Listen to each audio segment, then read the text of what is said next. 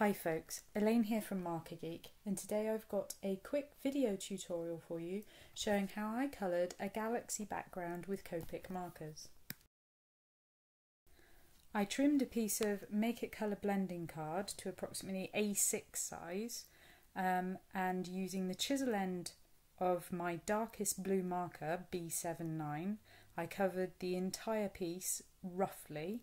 You don't need to try and be perfect with this, you're going to do a lot of layering, so all the imperfections will be covered up. The aim here is really to just get a nice base layer of colour down to work from. I prefer using the chisel end of the marker to do this, as it makes it easier to just be quite rough and to work quickly. You could use the brush tip, as you'll see next when I add the next layer of colour using another blue shade B69.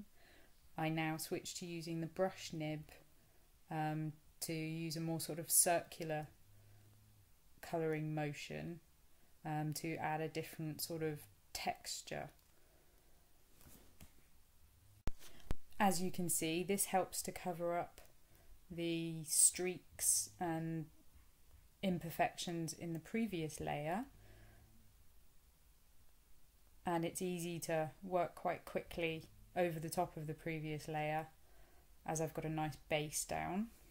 Again, you do want to work quite quickly as it all tends to blend best when the paper is wet.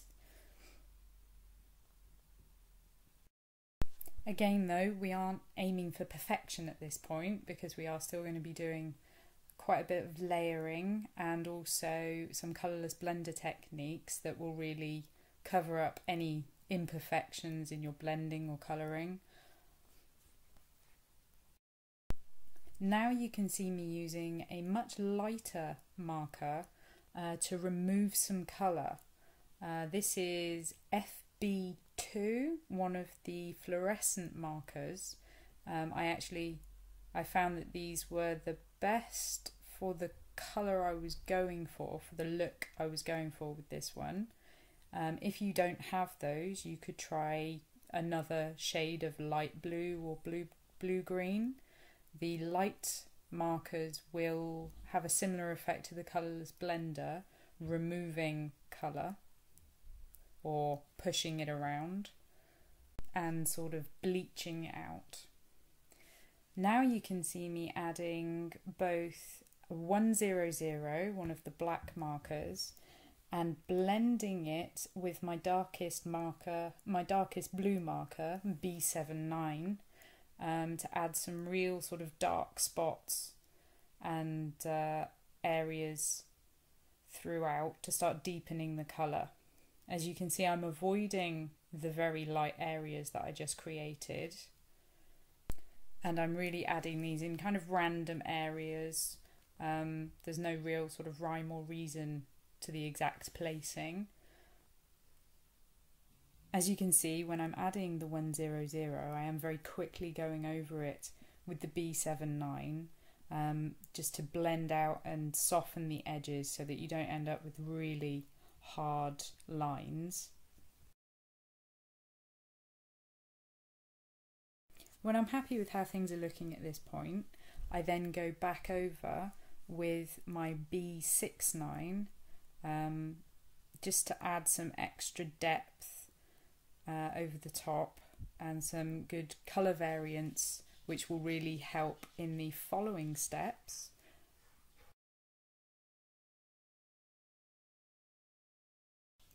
At this point, I also go back in with the FB2 and FBG2 markers and switch backwards and forwards between those and B69 and B79 just to sort of build the layers up and move the colour around to get the effect that I'm looking for.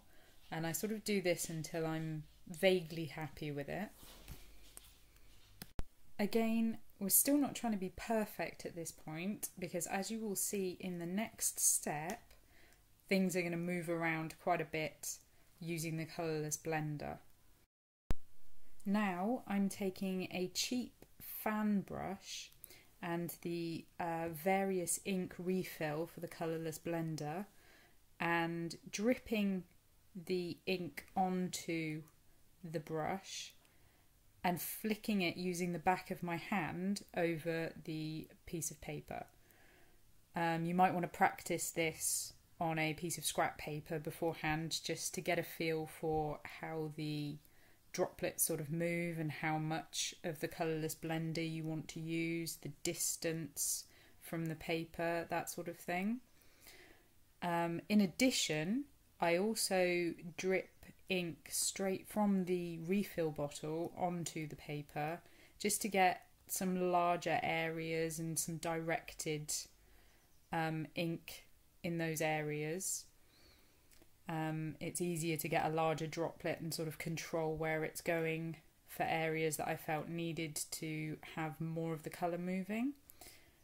And then I go back in again with the brush, just getting some varied smaller and larger droplets, depending on how much ink you have on the brush and how much, or rather how much blender you have on the brush, and the distance from the paper, how you tap it. You'll get different variations in the sizes of the droplets. And what you really want is a nice variation so that you've got areas that are more bleached out and, you know, areas that have just got sprinkled effects.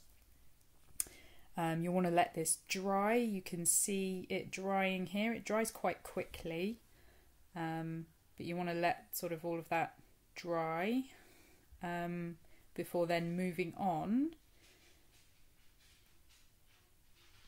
Here you can now see me using the FBG2 marker, and what I'm doing is basically trying to soften the edges and blend out where there are sort of harsher lines where the colourless blender droplets have fallen. I don't really want a sort of bubbly effect, although that can be quite cool for other backgrounds. I don't really want a bubbly droplet effect. I'm going for a more sort of cloudy, nebulous sort of effect, so as we're trying to create a galaxy sky background.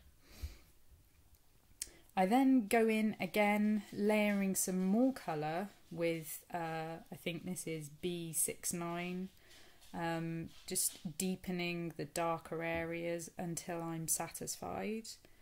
I sort of switch backwards and forwards between the darker shades and my light FB2 and FBG2, just building things up and adding extra depth and colour and going over things until I'm happy with them. You can do this as much as you like or until the paper is sort of fully saturated. You'll know that if you start getting sort of shiny or sticky spots that you've pretty much reached the extent of the layering that you can do. The cardstock that I prefer to use, the Make It Colour blending card, does allow for quite a lot of layering, which is quite handy.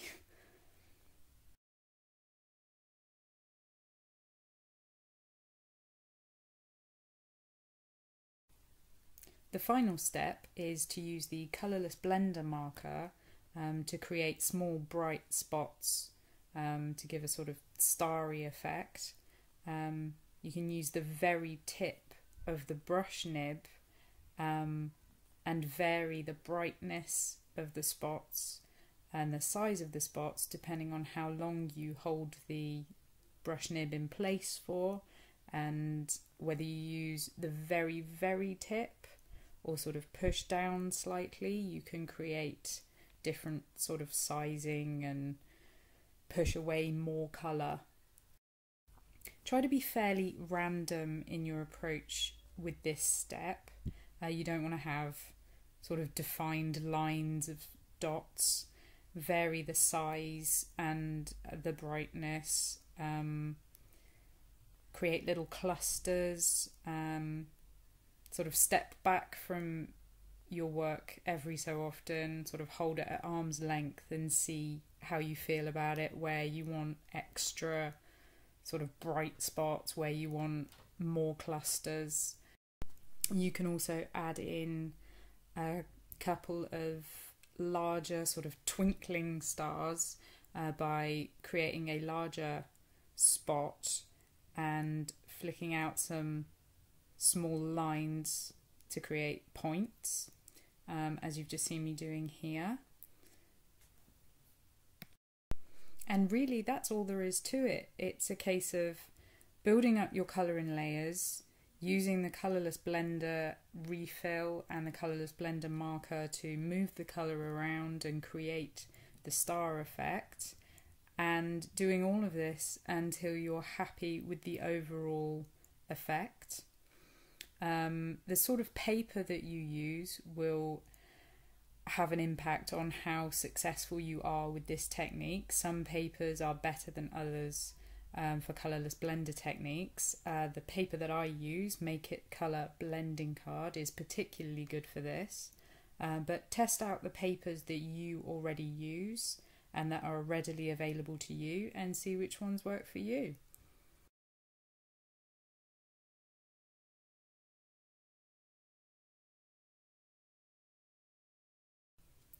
Here's another background that I created using the same method and similar colours. If you have a go at this yourself, I'd love to see the results. So please pop on over to my blog where you can leave a link in the comments, or tag me on Instagram and you'll find all of those details down below.